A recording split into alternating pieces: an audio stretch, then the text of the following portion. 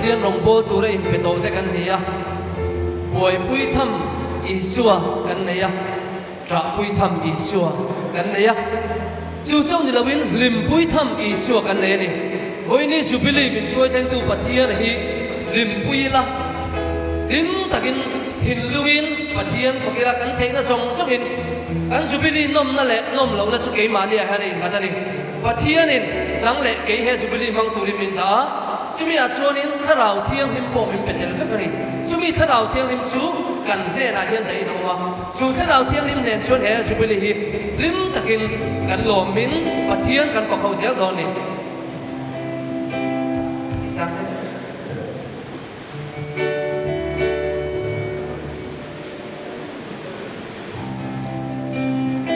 a hu chuang ne thiếu đắm sông mai có đau có khổ a tua tu chu cây lệ cái chung cây lệ cái chung lệ ero ki sogi kan rong bo ma hi kan ngai sam le quay quý thăm ít xua boy quý pui thăm ít tham xua i pui tham i cha quý thăm ít xua đâu đi Alone đi tâm quý thăm ít xua tâm quý thăm ít xua đừng quý thăm đi xua lim quý thăm ít xua đâu đi Alone đi căn sa quý bi gom căn sa ít xua căn tâm là đi xua Hãy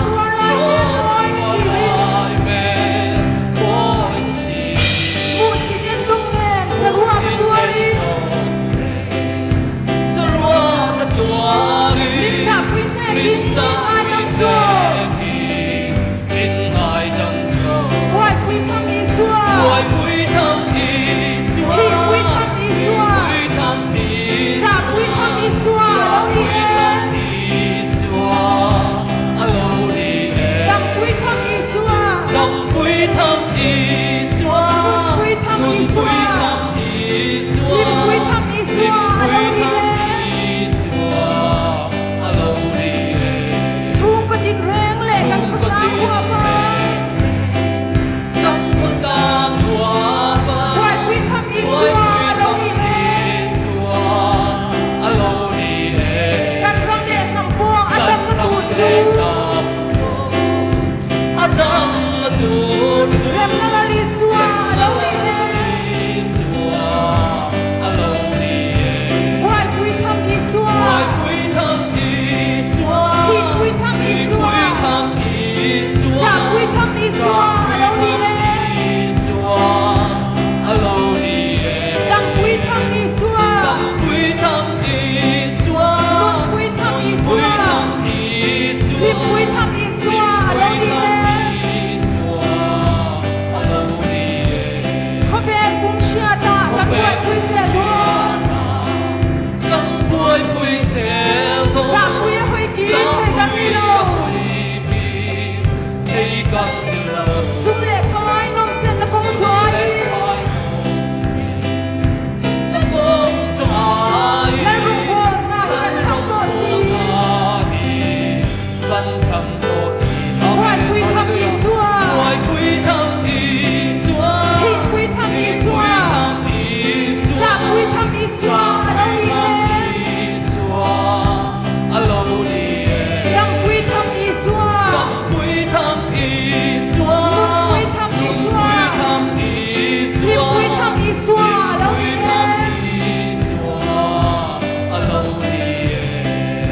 Ghiền Mì Gõ để không bỏ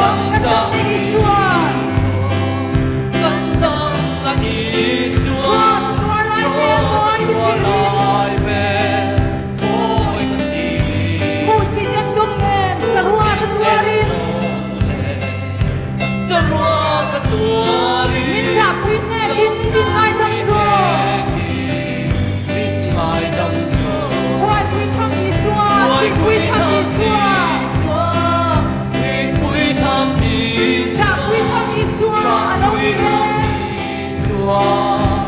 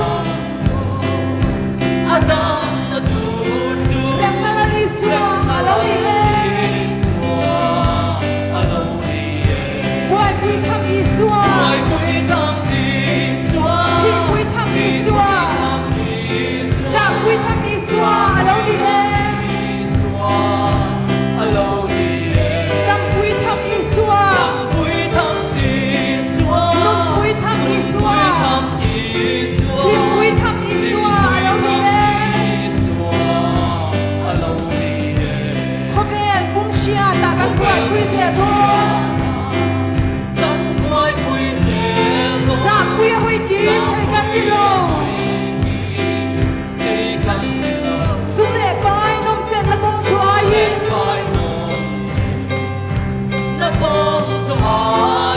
rum bon ta hi kan thang to si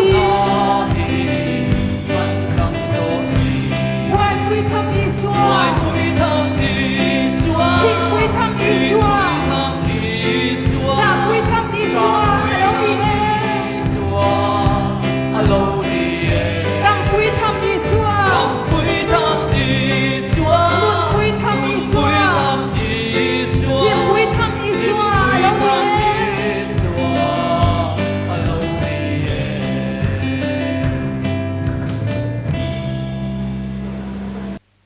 Jubilee chỉ bay vek ule anh nuông thấy mày vẫn chưa cái đu anh cần là cool đều mà hey ai hiền cool lâu de villa kha thalai lam la kan han satana nuông viu maya ni china kan zai khoi tu tenan soi to angkhan Jubilee ania lim takin cool rui si lovin pathian ifak teyang u ti kha kan anin som masani hey với na hian variety program kan mang don ania he variety program hian kan unau association dang kan som te pon local hlomani heng association dang atanga local te nama wang hian mizo tong ba ka atma ni tong dang le hemi SSBA kan man warber mol som tong te po kan hanti fo kha angai do na min ria thiam kan du ani tini je oino association ni phainai rok no chini soloist tai chini rucha mung bodol tai chini association ni leader rok no rok zo to no Jisu Christo ni mung bai chung no rok no lam sok jago tai chi bai maya pharo no rok oro free khe tong di kunu khazak kuri khe tong di zeno rok ni musamung ruchap mung chung khanana mu chungu SNBA ni mukhang nuk zago hachuk hapar ni nuk zago UBA ni nuk zago belai hambai salgra SSBA HHBA UBA SNBA hey joto association ni chung nugui tongo belai kheno kha tong thogo hey kan Jubilee hi engwang lo nge kan ni ti hi kan han soi du a maro chu chumi ma chuan hey kan in king lo viau maya voina ron ding chuak te pani hi tar lam to le la thalai jek jok anon ding chuaka kadin pui hi nula ro sang liani ania mami ti in kan ko thina gamagura khian tuna athok me ka sikul lung takin ai en kol me kani ti chuan kabula ding hi pusi le remsanga pubuang te a ani hey Jubilee kan lom na chan chu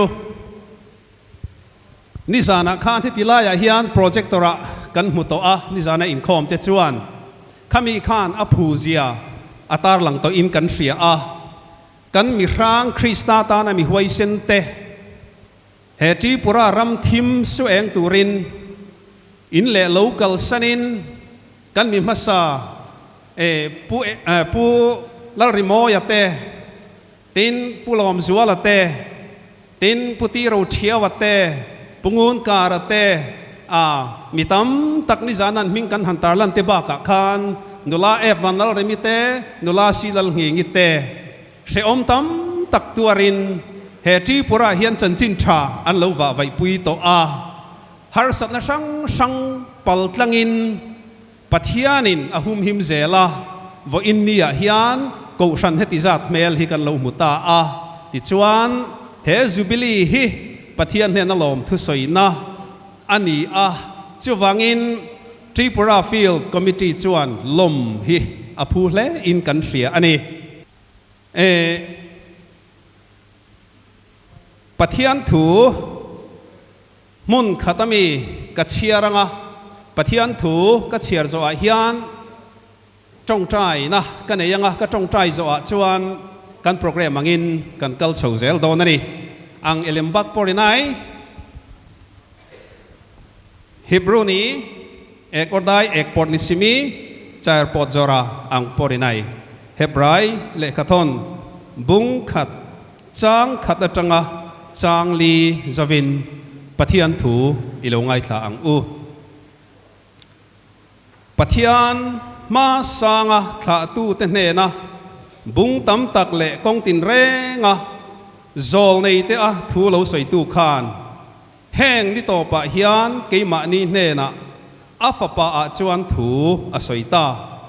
chumi chu engkim ro chung tu aruata chumi po chuan khovel te chu asiama ani chu aro puina eng le atak an pui nge le ama thil ti theina thua engkim tung ding tu ni in sualte atlen fai nu in chung lamaro pui berading lama khian a han thuta a van tir ko te aya ming thazok aro chungang aro chun ange yin an ayaro pui zok alo ni ta si a pathian ni thu mal som ro se amen itong tra yang u surinai lalpa kan pathian kan pa chungnung bermin mangai tu nang chu pathian ma sanga tha tu te hne na bung tam tak le kong tin re nga thu soi tu ini a he Tripura ram thim su eng tur po hian bung tam tak le kong tin reng in kan tha tu te hne na thu ilo soi to a i chan chin tha awanga mi masa ten har sat na tam tak an paltlang nu in lalpa vo in nia hian i thil ti thei zia le i ro pui zia min mu tir hi irin om zia min mu tir hi kan lom alom thu kan thrila che he golden jubilee kan lom na kalmek hi nangin mal min som sakla vo in nia variety program kan man mek po hi i ro pui na tur lo ni vek sela tharau thiang hlim lo zalen sela kan zinga hian local tlang sela kan dua i ro pui na puan chhuana kan zawai hian lo ni ila kan item sang kal tlang hian i ro pui zia min mu ti rang che lali suwa Krista mengin kan dila che amen soi to ang khan hei vo india hian zia sa item chu kan nga lo khop maya amaro chu a inkara hian zai te po kan han zep zeu don ani ti chuan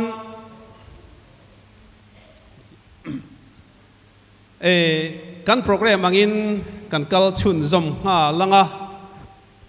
an rem chang ani chuan kan som te hian hun an ron mang chho ngal zelanga ti chuan akara khan zai ho na te po kan nei zel don ani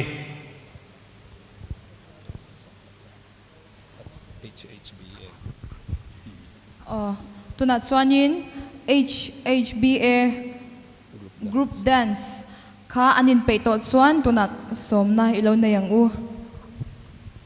chini hatsuk hapar association ni ready yung kade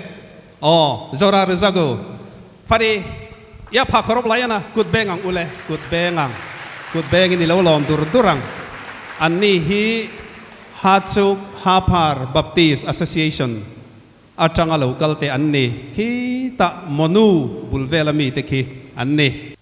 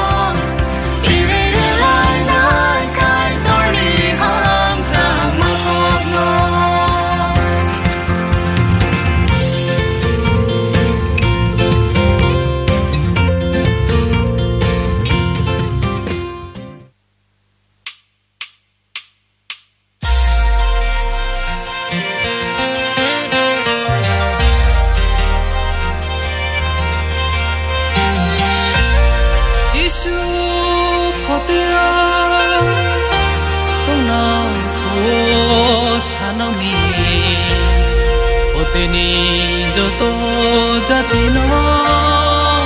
binita be banang lai di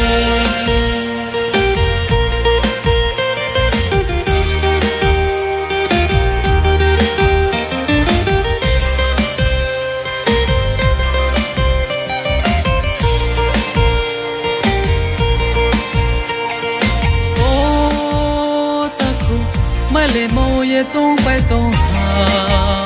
mo khu rana ni jora tong ha nai di thona ni jora tong ha pai di sha tong sao sa mo no le lai sna o ani amo apa o ani ki chimpa moi to de tong jisu thona mo ka Oti manang bini kau no sayao nai Jung no tho na mo ka O ani amo apa O ani ki chimpa Moi to de tong jisu tho nang mo ka Oti manang bini kau no sayao nai Jung no tho na mo ka Jung no tho na mo ka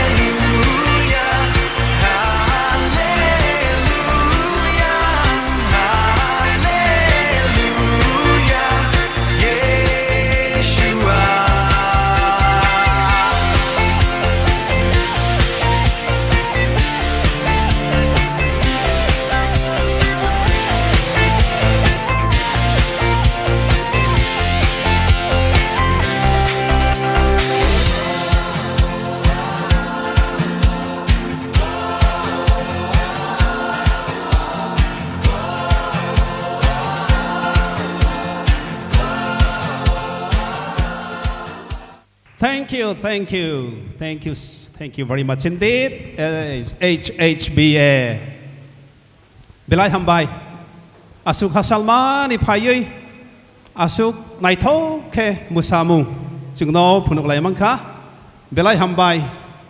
Ang zenai naimani. Bekreng kruide ini ang wan suk tongo. Pa bilai wan ama singsase. Bekreng krui hai se musamu hambai. Di sini kan til kan lau di mai pakat oma kan hanti lok anga kan misombi kata hi memento hemi zubili memento kan siam hi kan pe vedona cumi cu lan na kan han nei le lok dona ni sini hachuk Hapar Baptist Association ni Chini Pastor Nripen Reverend Nripen de Burma Chini bisiwo tong ni ang kanamani totong tabuk Nrip Association ni ungoi Oro Station Payoy Je Chini Memento Yatsa kain ke belai hamnai Ani hi alukala ที่นี่นิเป็นเดบร์มาอุงค่ะsorry นิเป็นเดบร์มาฮี Southern North Baptist Association มีอันนี้มารจูฮัตซุกฮาปาร์ Association เฮียนิน SNBA Missionary อังิน Pastorin อาหารอมเวนีที่นี่ฮัมซักมานีไปฮัมไปเวลาฮัมไป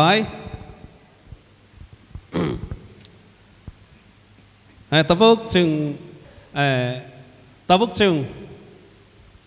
โซโล่รึจะมุ่งขนาดไหนที่นี่ UBA Association นี้ที่นี่ตะคุกอรุณจามาติยาโนบินีรึจะมุ่งบินี special number โน present ใครนับกุย stage of high ใครเกิดจะไหนบออุงค่า Saint John's High School นี้ master senior teacher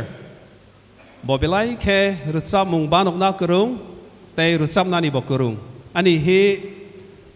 อรุณจามาติยาอันนี้Saint John's Higher Secondary School โซนอันมานี่ให้มี UBA School เฮียนิน senior teacher อันนี้เวจามาติยานำซิงลับหัวเทียมกันในมัสักเละใจเทียมกันในมัสักอันนี้นี่ใจเทียมแต่กันนี่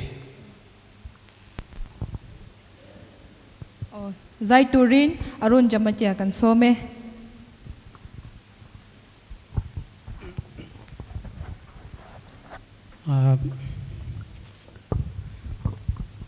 Dipor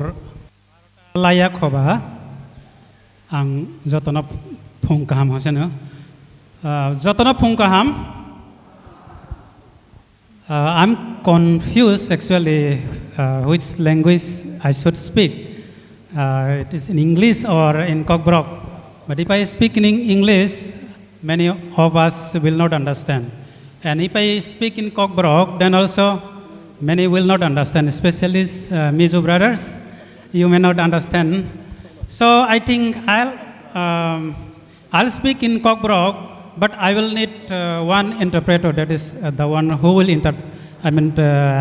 translate my Kokborok into Mizo. Pujaba, ang tabak oros Pujaba na nukman ibiyang tangka. Pujao. Không ai takin local roheta. Am I right?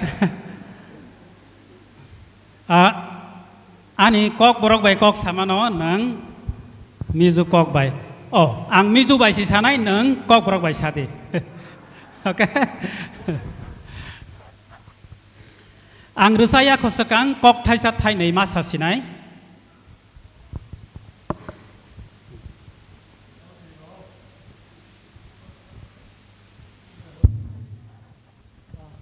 Bukan Saint James Satorok siba mizo ko kisama no. Ang resabya kosakang kok thai sat thai nei mas hasinai. Mr. Chairman ni thane ang permission sana. Kene ble. Busia. Ang resabya kosakang kok thai sat thai nei sasiana. Kasai main thutlem kan seyenge. Temani hake ang berkorok sa uparani borok. Hai bangai ani sathai tongu tini ni o golden jubilee notuyui. Kata thelo re. Athang kho tat besi sapide. Ang uparani borok. Hai bangai ang o golden jubilee notuyui kisa koksa ni musugo. Ko chung mai te ang mai kania golden jubilee chung sang a hianin thu se ve hlek ka do ni ang bo aige wo Saint James School of Porai thangmani 25 bochor ni pore ang oro phaimani bipak salaijak nukha kaitoni jare kum somni pangam lam pangakhan he Saint James School a hianin school ka local ve to thina man le tun ngai to sonin thileng kim mi a in thak dang lam vek to ni Pila sekango ang ani kha bekhani hamjakma tai sibai ani master rokno rawani musugo pumarin tak takin lom thu ka saya pumarin no pumarin te pipari te ไตปุซอนเต ปุชอนเตเต ปูงักเต ปุงงักเตเต ไตปูงูรา ปุงูระบ่เลยปุงูระตงโอ้ตง Tong te, oke. ให้ตงเมียเพราะ belai ke hambai I convey my love and gratitude to you sir I respect you sir ani mam lai sai hamza kukmani teacher my best teacher and friend boke pusonte zirtir tu zinga kadule min mangai tu lagay pon kadu ju puchon te kha ani bokri na nei angwan sogo tore tong boro tabok bode eh bole phaya okay bo phaya phana ani hamzak ma je jaga bo tong thang nang ani hamzak ma tai chu bai ya sak jadi ลมทูอันเนี่ยนะกระเซนี่ tabok ang nirok di bus kang kaisa resap mang resabai khanaronai boke ya phang boneng busuk boneng อินมาเฮียนี่วันนี้ประเทศฝักนั่นละประคัดสังอ่ะจู่แล้วลิโซคริสต์เฮอับุลเลอตอบอันนี้เตียละ seng ma boneng pai thak boneng อับุลเลอตอบแล้วลิโซคริสต์ boni hamzak ma je profano sini thani tongo ดองแค่ hambai sini pujau no ano help khai mane bagai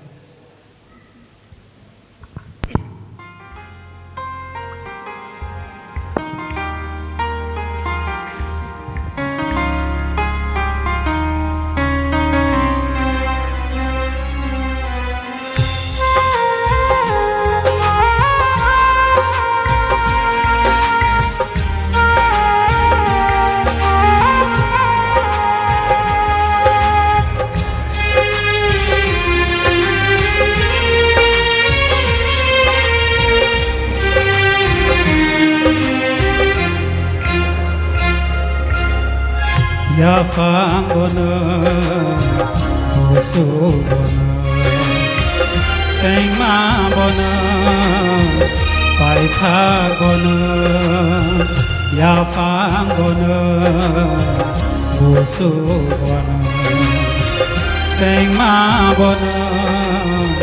pai tha bono ni ne ham jak ma kongo mini khai rok ma kongo mini ham jak ma kongo mini khai rok ma kongo ya phang bono busu bono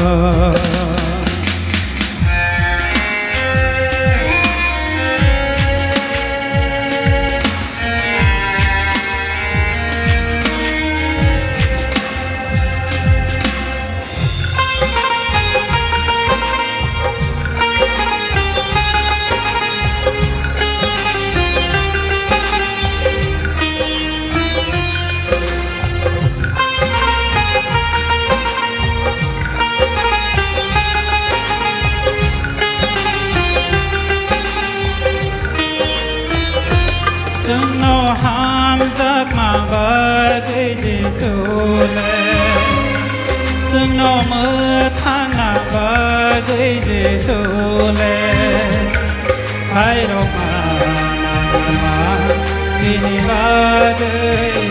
tu bu kha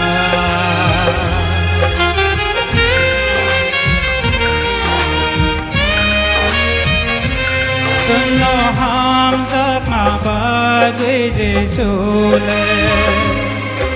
no mơ thang na ba dây dê su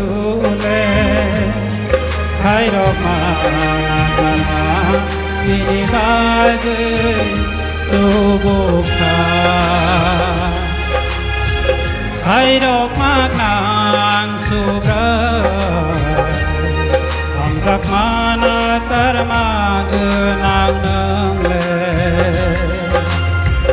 hai ro ma nang su bra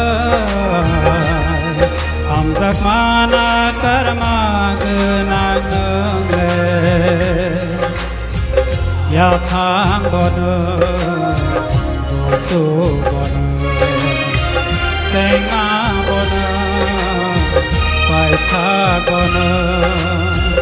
ya phang bona go su bona seng ma bona pai tha bona ni ni ham giấc ma song o ni ni khai độc ma song o ni ni ham giấc ma song o ni ni khai độc ma song o ya phang bona go su bona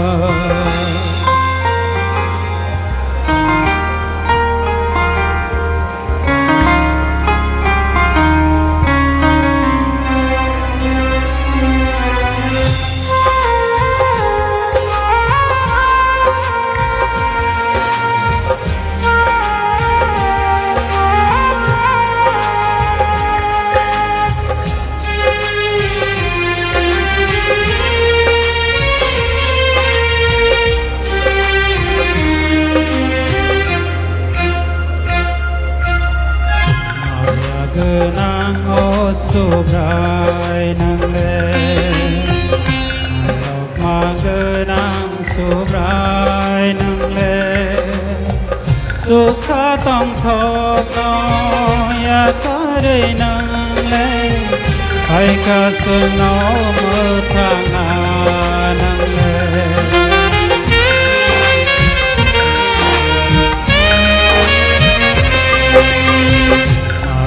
Genang o subrai nang le Hai rok ma genang subrai nang le Sukha tong thok no ya kadai nang le Pai ka suno mơ thang na nang le Hai rok ma nang subrai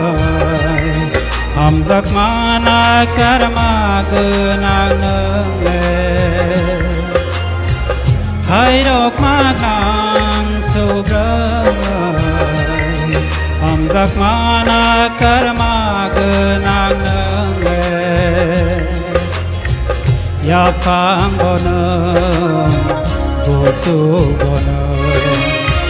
seng ma bona pai thak bona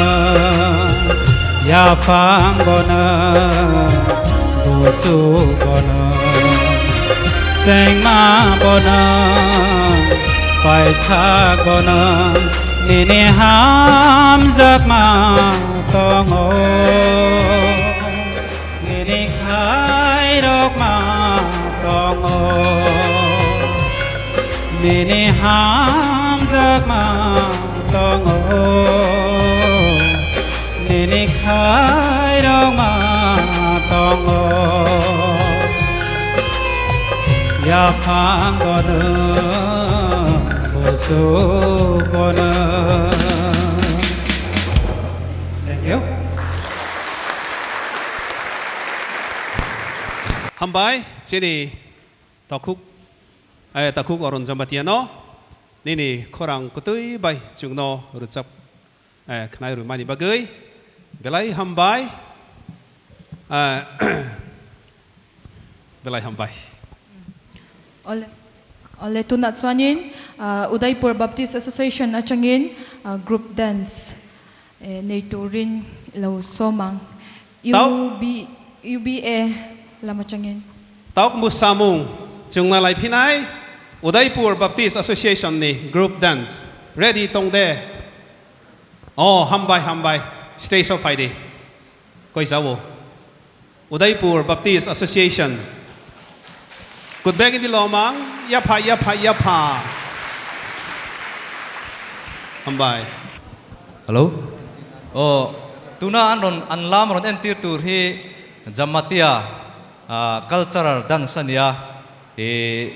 anin nei dan le anin nei zo nuwa lo an nei dan khatiang kha anon entir dona hayan buat saina sakop maya amunom veo tura nga yang Jamatia hi UBA Association an umatuna hian ko ran somriat le pakwa lai am toni tunaron perform tu te hi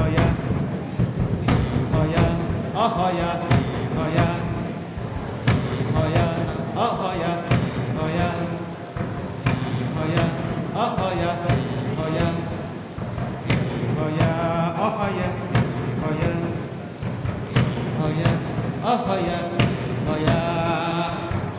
mani tui kang kena satung tung mani khara kena khok mani tui kang kena satung tung mani khara kena khorok ri shoma thengi bathage samori khama thengi bathage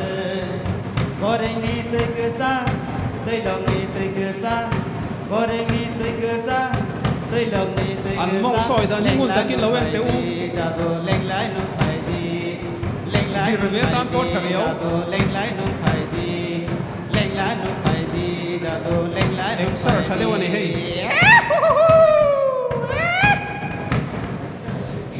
hoya oh hoya hoya hoya oh hoya hoya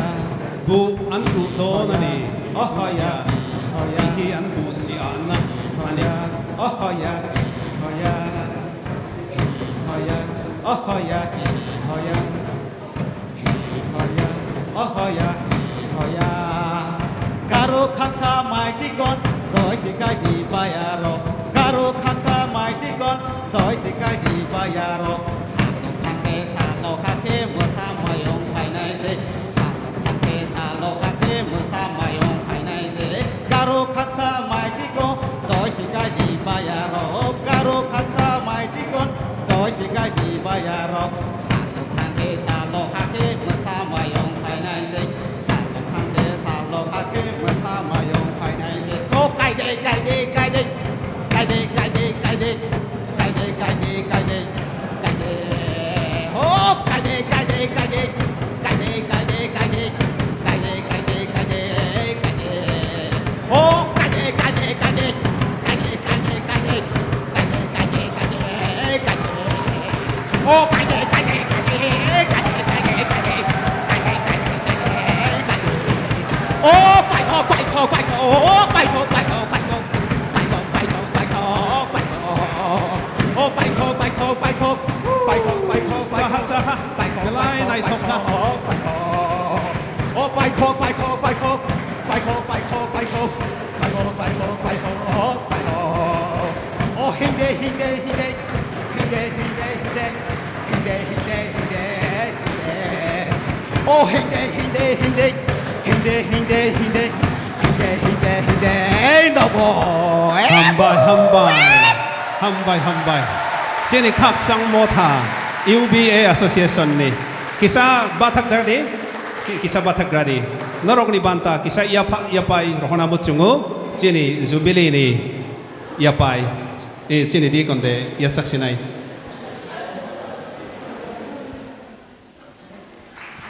hamzak mani yapai belai hambai oleh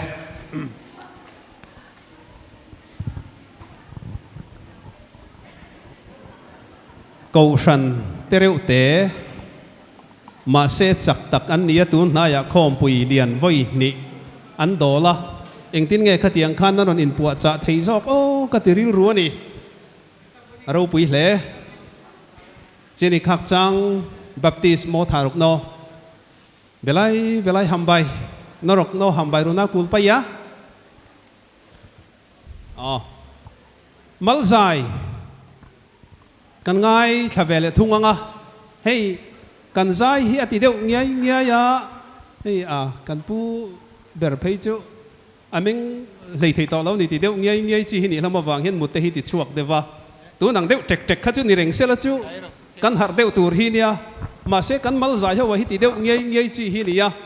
tu na hian eng hla nge ron sak don kan selova e tabuk chung solo khana lai siwana chini ruchap Sri de Burma Southern Baptist Association ni zagawa phayoi or stage of phayoi nini ruchap mungno kai tor sung sa saung na ni nung ruchap phaydi hi ruchap Sri de Burma aniya sang hi le panga khan tharau thiang lim pol na changin tharawa pian tharna alo changa vo in ni thleng hian pathian choi moin ahun alamang ve zelani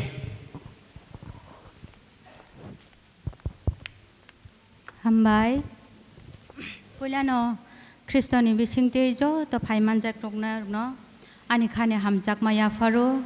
tebo hambai maya faro ang tini ano ani dara dasia manu ring mani yaglubo siniro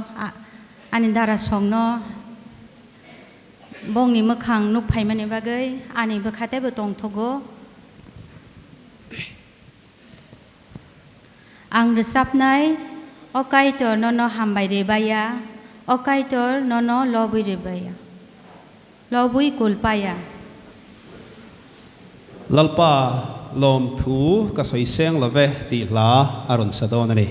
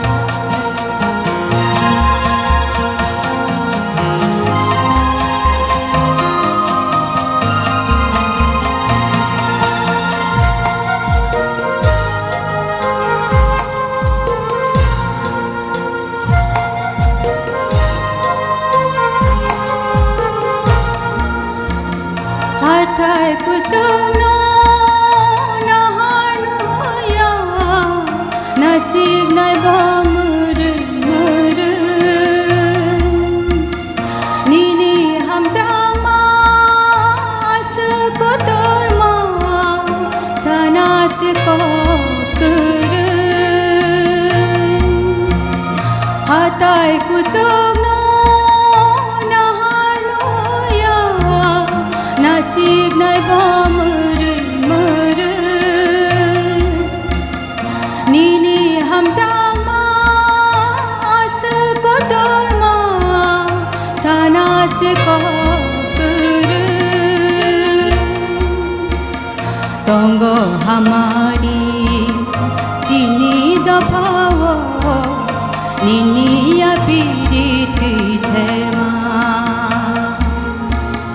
Tongo hamari sini daphawo Nini ya piriti thema O kaita nono hambar paya O kaita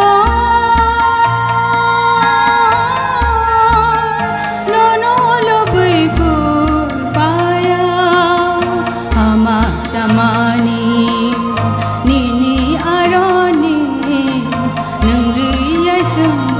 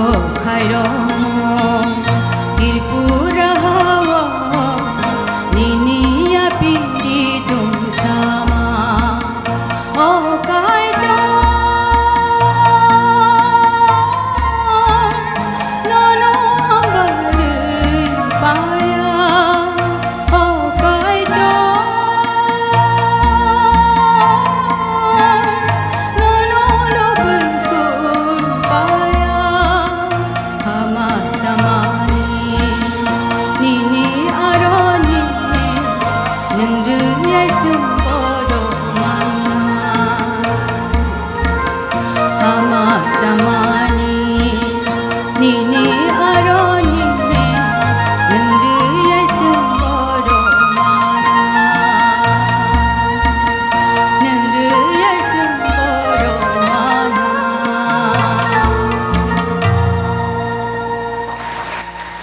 Kisah Batak Gradi. Sini Hamzak Mani Yapai.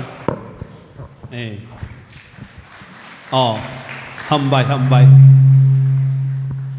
Sini buku Gritsop Srino. Nini korang ketui bai kai trono lopsai Gritsop Pai Mani bagai. Leh, ka ating yai kanti ka. Anting yai min oi mulek lek maya. Cubangin inti harte yang kan zai hawa kan zavain kan dinganga mangai na lo ni ti la kha kan sa anga a thei hei lam tual te hiron oi ro ilamang mangai na lo ni zubili kan lom thei na chan hi mangai na lo ni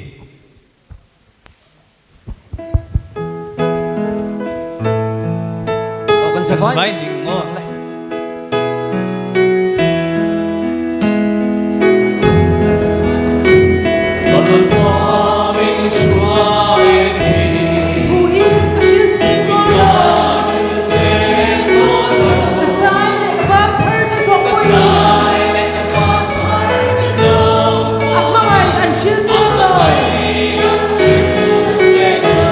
Min mga itiyan doon na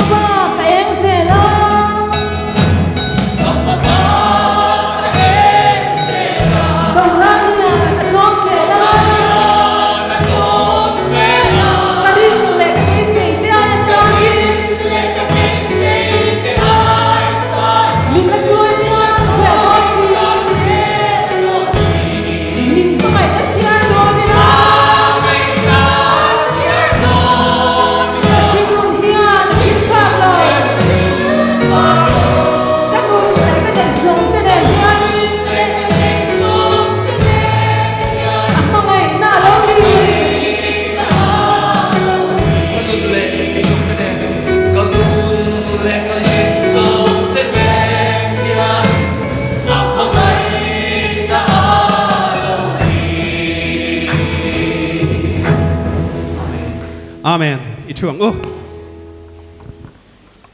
Salgra Baptist Association ni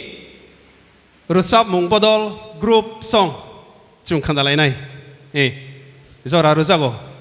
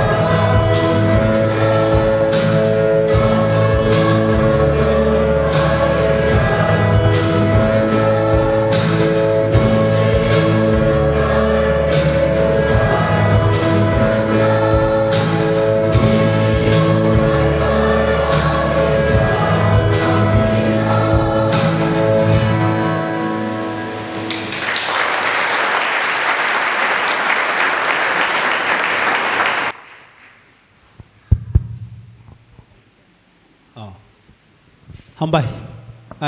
Hambay. Amo sini. Hamzak mani yapay.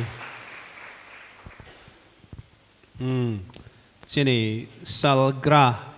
Baptist Association song no. Hambay mayaparo. group dance kan ma hian ala oma item kan nga to lo kan hun hian min dai tok don khop mai to na hian group dance SSBA kan in ring em SSBA kan somang kan hosten anun soitong khan tunaron in lan turte hi SSBA atongin kanidona SSBA tiom sia chu sai som sajai baptist association ti ni a zona thak halam kuki nam kanni zona thak halam kuki nam hi tunma kan pi le pute atang khan lolam na tho hi nuam kan ti anti mm3 na nulat langwal thren omte in lomin lolama hian ni tinin hun an mang trin ani chu tiang chuan kan pi le puten hun an lo mang trin na ti chuan nula le tlangwal te in lomin lolama han thoka nuam anti mm fai fuk mang te le lathu mang te in nuam anti na te an chungril nun chu anon puang chuak train ani chu tiang chuanin tun huna po hian karon puang chuakin karon entir don ani SSBA TKPI o in tun huna ronin lan ti hi bijoy nandi unit TKP te anni a halam kuki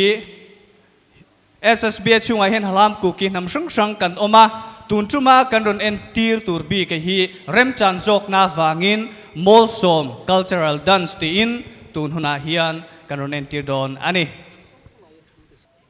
Hãy subscribe cho kênh Ghiền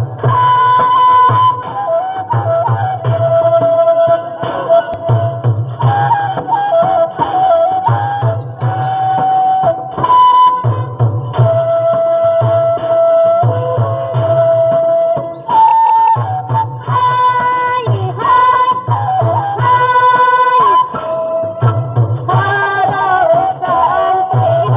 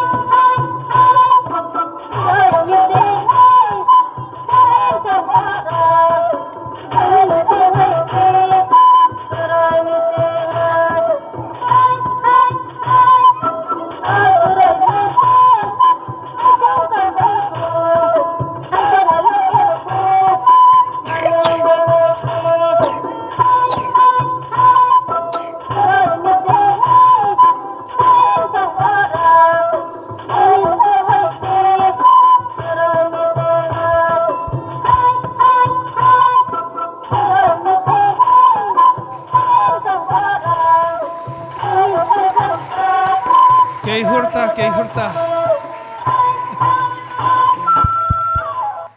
ke hurta bisoy non DTKP kan valom Ole, tuna chuanin skit St. James lamachangin St. James Higher Secondary achangin kan kaunon le St. James Higher Secondary School at Changin skit munam tak ilawin ang ule Minute som skit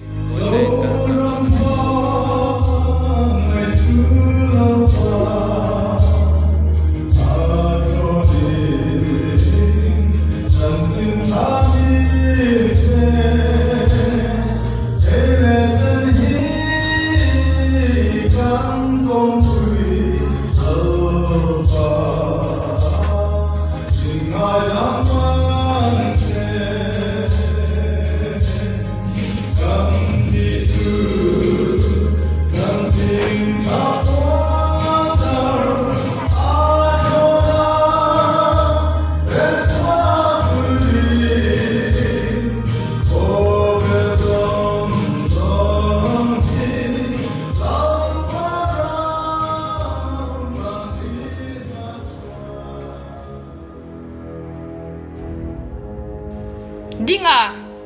ngai tua chang te fa pamal inia ifarnu la heti mai hi ala ni boxi ani khop mai pari ma se keini chandam na changa lim taka kan omlai hian kan chipui kan unaute thingbul nungbul bia in ramhuai hena an la in thoi thina nia keinin chanchin tha kan shilovin dunge va shilang le kamut le mumanga ka muwa kamen le mithlain ka muwa kom thei to ngang lawani inu le pate I u nau te mai baka ke ayin chung chi purami te chu I mangai zo kama ke chuan mangai zok lul love ka chung te mai baka nang ne na in chen hi ka she in ka hu phur ve emasin ma se Krista mangai na zok hian mintir lui tat si ani ani tak chu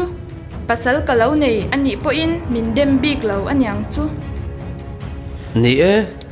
ke zong nupui nei theipo in ka in ring to love pathian in ompui zel chesela pasal po thatak ilo nei donia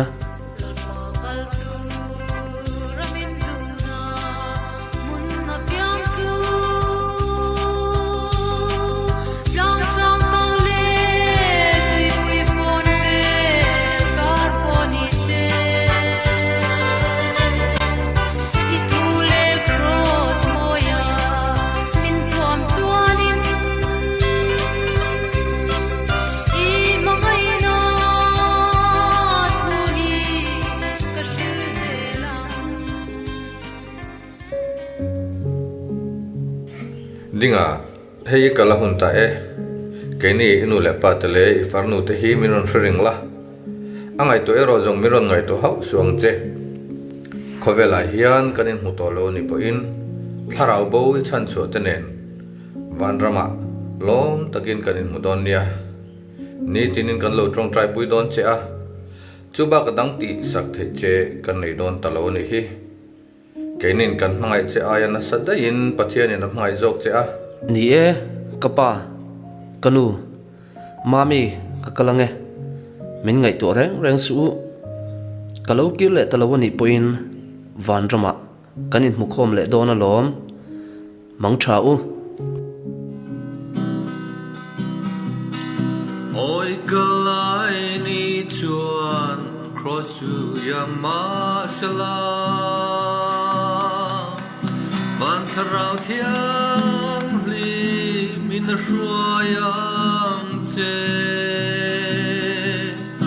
lungai na chun pui le ralian ton zero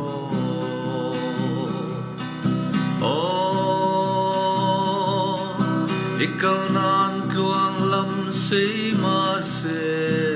lao lavi ne tu huay lal ban ruayang che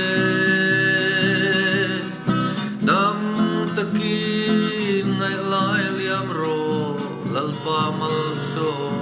mi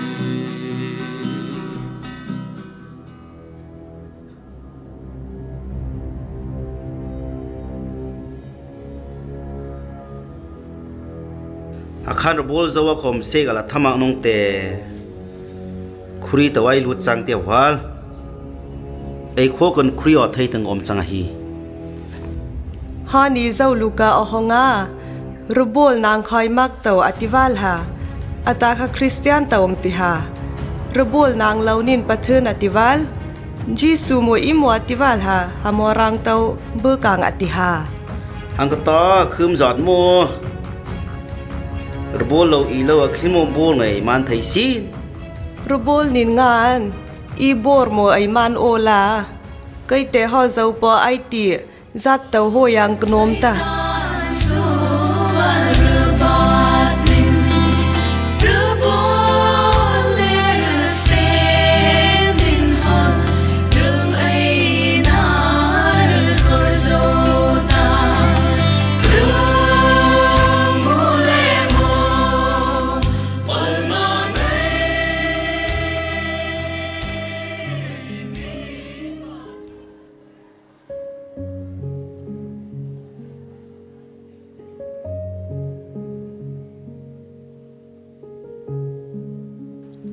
lalpa helai khuwa hian I chan chin tha shil theina rem chang min siam sak ram turin ka nge na che an tharau boral tur hi an tha si lo lalpa an ni hi khongai shra mang che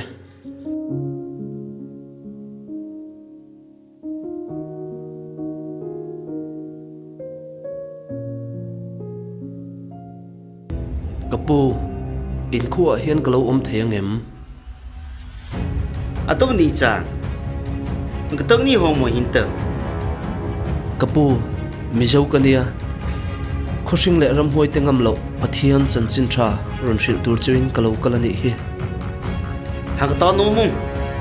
kai kho kan khom nang mi om nong nek ta nang hem kai ha khongai takin min om tir ram ru in na ka thokonga in bong te po ka ven sakang chu no mung ser riang vai chân cross put hi kalal isu gam ni om te si lo nun na chang ma lo mai lo ya kan tua thal hian ingoi ren fo lalpa khang mi te khangai dam lul ro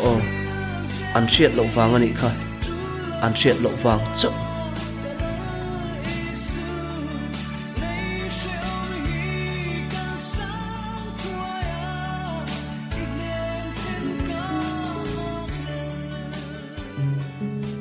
kupu ho zau pathun ritep ril pomuni chang paweng pole khuri ngai angam mak zot pathun ritep oril mi munang ma oni e enge ni ta le kisanu ai srang mak vai tam ka kai bolta ato ladam thai mak nung te ne pathun mo mi dam thayat ai lalpa ithil ti theina chuan min thla tham suang che e khai kapi in khomi ten khochunga lo lu an phal hlei nem haro nang roi ket keu nang mir khol no ni ngai rubol na hol kan kai nai ngai pheng a hek zauta ato kasanu la dam thai mak ni mi dam thai achang phot nung te ne pathu nang khum kai wang paweng po kan rubol le khuri chinin hol om hi kanok ta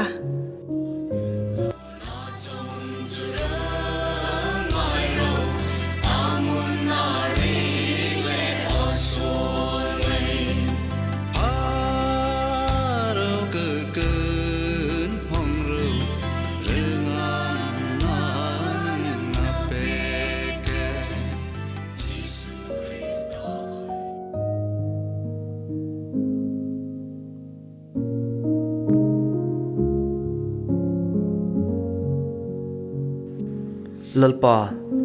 ka trong trai na tlom taki ngai tha a heng mi te an thil ti anga rul lova I khongai awangin lom thu ka shela che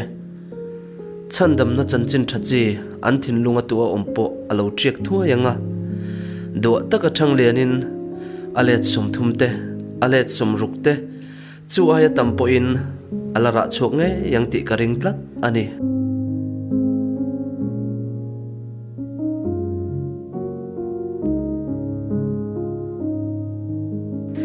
Gupu lahong ta kesanu adam ta ne pathun ami dam ta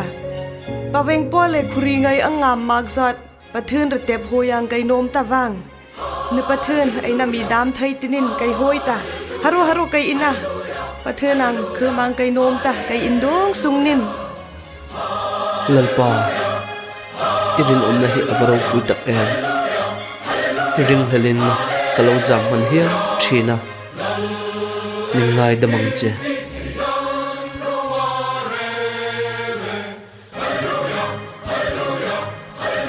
kan lo me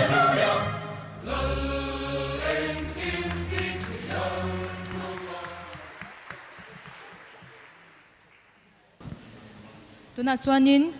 group dance Salgra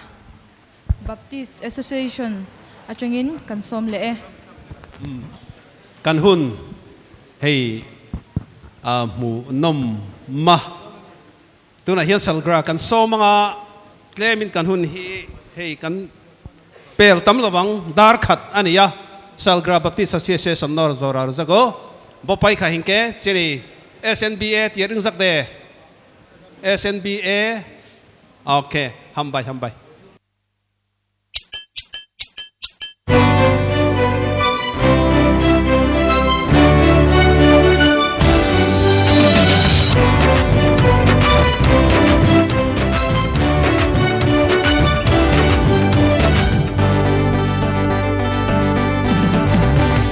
Nasiging sa kabayo at upisin sa wikmika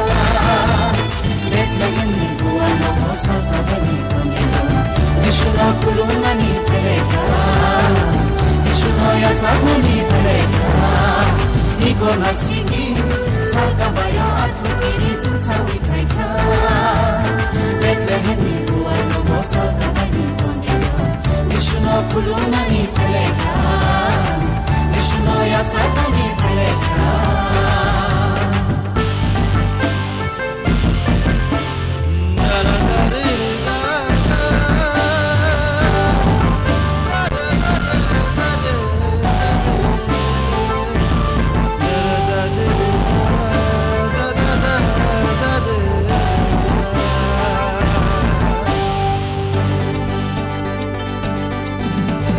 Sukha sakha swanino ko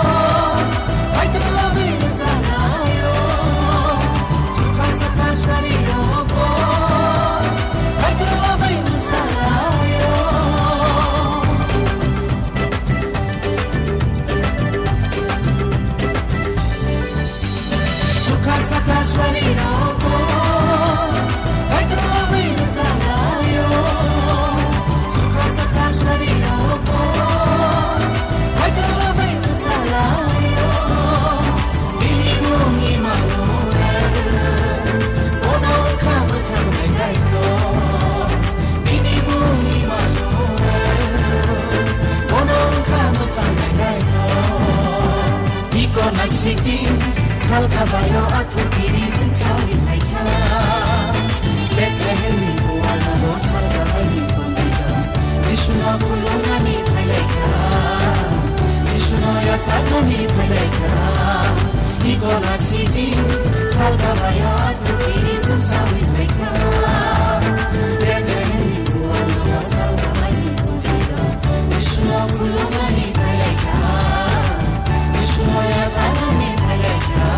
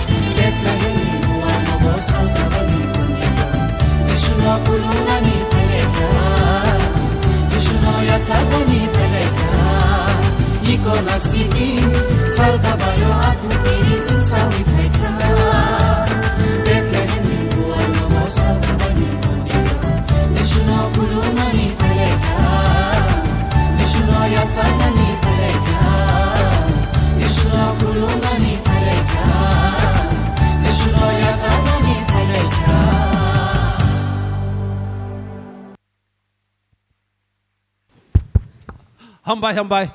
sini Salgra Association no tabuk sini Southern North Baptist Association ready ungzak de phải đi SNBA Southern North Baptist Association ni group dance chung tabuk nai la yana ani hi Southern North Baptist Association ani tu na hian group dance andron entir vele do na ni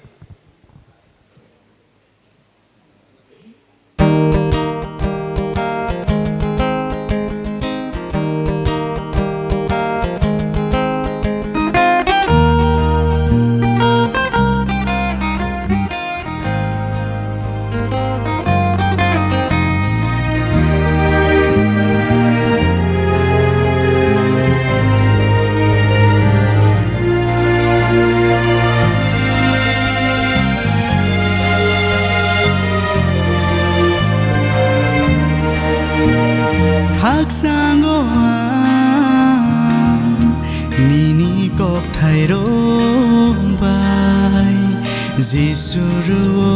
neng ano nang marong beba sengsar urung nini kangkong ko beitong di subrai neng simi sefan kerak nini kuri neng bam sadi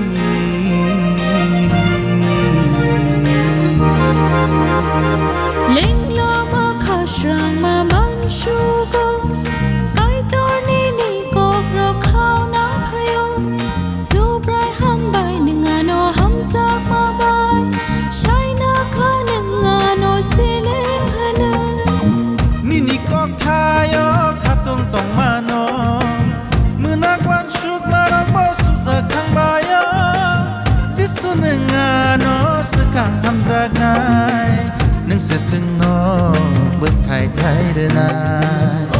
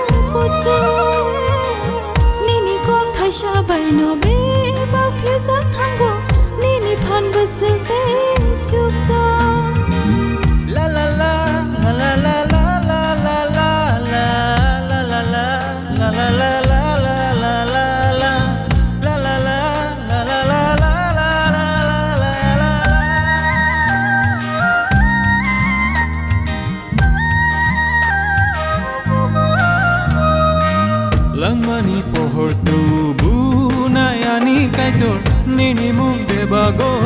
kuchu nini kok thaisa baino be bak thilzak thango nini phan busuk se chukja khairo ma kuplung bugra jisu nini thani anghai ko sok sum nang bai bo ching ang payo nung no lama nung no kubu te mu thang nai sa kuchuk ni kuchuk golob zanai subrai jisu nini kop thayo khatung tong mano menang wan sung marang mo suzak thang bayo jisu nung ano sekang hamzang na nung se sing no but thai thai re na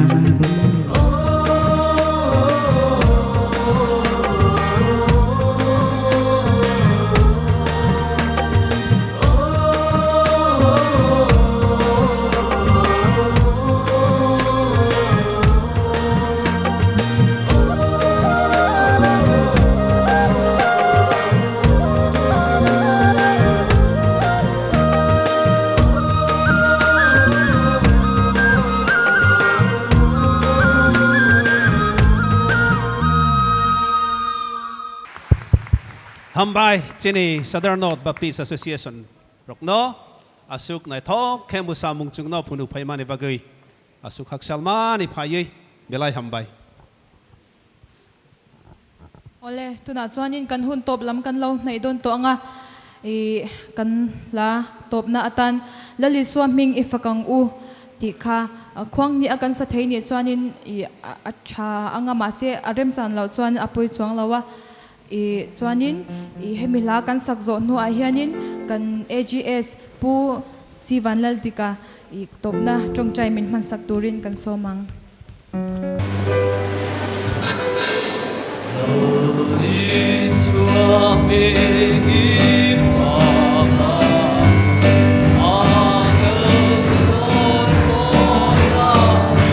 để không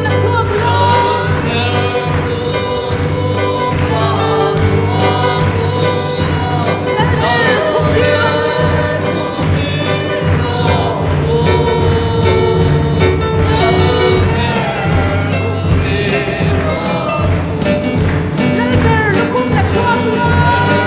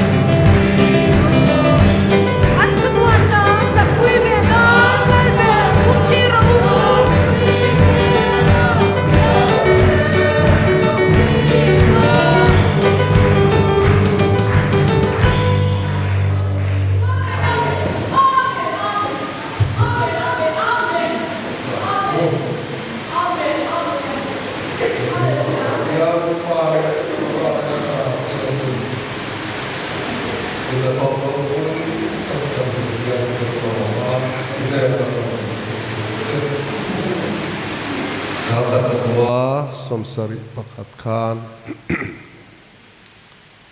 herama hian I chanchin tha va puyin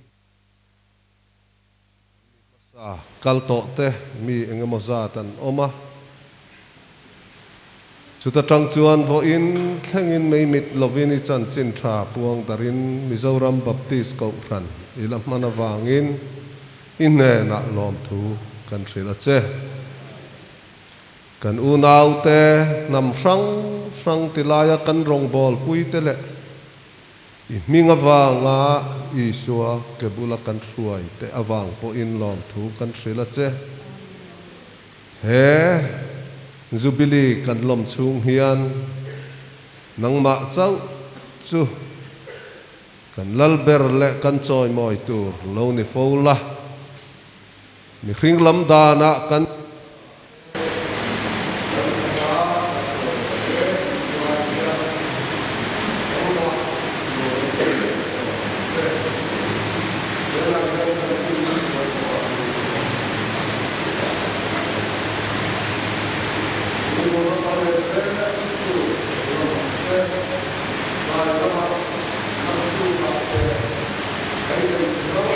rang kan display tur te nangin iro puinan min man sakla tin alom na hi pathian ni atop mai lovin kan thin lunga lom thu soi na in thnem ngai zo thuk zok le zau zok ka in pe zok ka irong bol zel thei tur po in nangin min thua mang che tuna hian kan lalpai Isua Krista khongai na te kan pa wa na mi min mangai na tele tharau thiang lim pol na du om tak chu he kum som nga kan lom program zong atanga hok du tele achim du zo